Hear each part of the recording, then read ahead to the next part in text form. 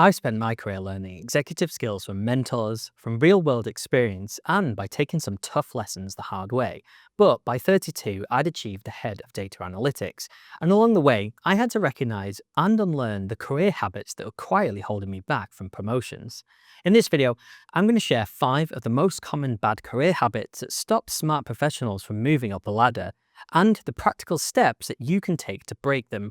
Starting with habit number 1, measuring your impact incorrectly. So I used to think that I was the one doing all the work in my department. I'd look at the managers and think that, well, they're not really doing anything. I'm the one grinding away, yet they're the ones getting paid.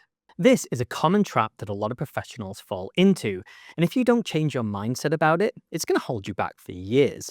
The truth is, businesses don't reward busyness, they reward impact. And I was buried in tasks whilst the leaders were making decisions that shifted outcomes. I finally realized what this meant when a mentor explained it to me like a passenger plane. He said the cabin crew are constantly very busy running up and down the aisles, serving food and checking passengers. Meanwhile, the pilots look like they're just sitting there, letting autopilot do all the work, and they're the ones getting paid a lot more for it. But we all know why this is the case. It's because the pilots are responsible for the direction of the flight, the safety of everyone on board, and they're making hundreds of critical decisions that never cross a passenger's mind. They're not paid more for their output, but for their impact. And understanding that is when it clicked for me. If you want to move up, you can't just show how busy you are, you need to show the impact of your work. Habit number 2 is the overqualification trap. Now, there's this whole industry built on convincing you that the next degree, certificate, or program is the secret to career growth.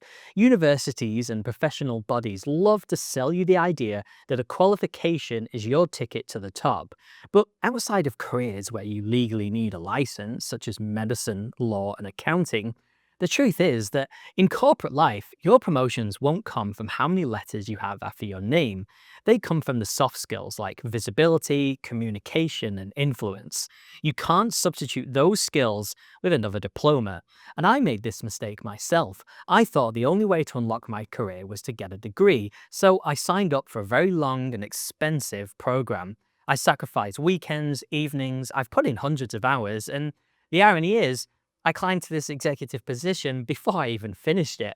And I've still not finished it. I'm still working on it and paying for it to this day. What actually moved me up wasn't the degree. It was learning how to communicate with executives, how to make my work more visible, and how to lead. And for that, books were far more powerful than classrooms. I've read dozens and dozens of books on leadership, careers, and influence, and I'll share my recommendations in the description if you want a shortcut on that journey. Habit number 3 is simply not asking for a promotion. When it comes to career growth, the old saying is definitely true, that the squeaky wheel gets the grease. If you think you're doing a great job keeping your head down and waiting to be noticed, then you're living in a fantasy. The truth is, one of the most effective ways to climb is to simply ask. You just simply ask for a raise, or ask for a promotion, or ask for a bigger opportunity. Now, here's what makes asking so powerful. Even if the answer is no, then it's still going to move your career forward. Carla Harris, in her book Expect to Win, which is one of my recommendations, explains this with the idea of a corporate IOU. What is a corporate IOU? Well, when you ask for a promotion and you're denied, this isn't the end of it. Instead, this gives you an IOU. This means that when the next opportunity comes up, you can trade it for bigger projects, a pay rise, or maybe even a promotion. The best part is, you can collect as many IOUs as you want. I've used this to great effect in my own career, but to get this to work, it's all about timing. You only ask when you're genuinely ready, or at least close to ready. So the denial isn't about your ability to do the role, but about the circumstances, and that's how you bank an IOU. And when you cash it in, it pays with career growth. So go and ask. There's literally no downside. Habit number 4 is not understanding how to sound confident. Now, this is a common mistake a lot of junior employees are making, and it's over-explaining. They believe that the more detail they share, the more valuable and knowledgeable they'll look. Now, I used to do this myself. I'd sit in this manager's meeting, and when it was my turn, I'd launch into every detail I had. I thought I was proving how much I knew, and I was taking longer than everyone else. But what I didn't realize was, whilst I was talking, people's eyes were just rolling, and my mentor eventually told me the truth. I wasn't impressing anyone. I was just kind of embarrassing myself. And that's when I learned that executives don't want commentary, they want clarity. So I shifted my approach. Instead of flooding the room with detail, I distilled everything into the key decision, the options, and the takeaway. And ironically, by saying less, I started sounding more credible and confident. And the lesson here is don't prove your value with volume, prove it with clarity. And habit number 5 is the task trap. One of the biggest mistakes I see, and one I've had to train a lot of people out of, is measuring success by how many tasks they complete.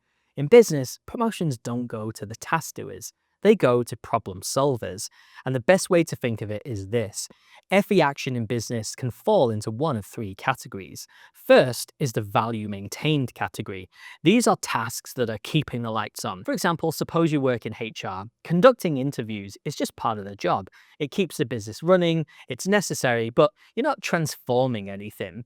Next are the value added tasks. This is where you're improving something. For example, designing a faster hiring process or creating an idea that attracts more and better candidates. That's adding value to the tasks. Value decreased tasks is when you're making things worse, like mistakes or inefficiencies. Now, obviously, avoid doing them. The problem is, most junior employees live in the value maintained zone. They do tasks, but they're not actively improving the business in any way, and that's why they get stuck. The people who move up are the ones who constantly create value add. They leave the company better than they found it. And I don't mean you have to transform the business entirely and bring in millions of dollars. You scale the value add to the level you're at. But the key is to focus on the value add tasks, then make sure people know about it. Because if you can point to a track record of adding real value to the business, then you can start asking for a promotion, and at worst, you'll get a powerful IOU.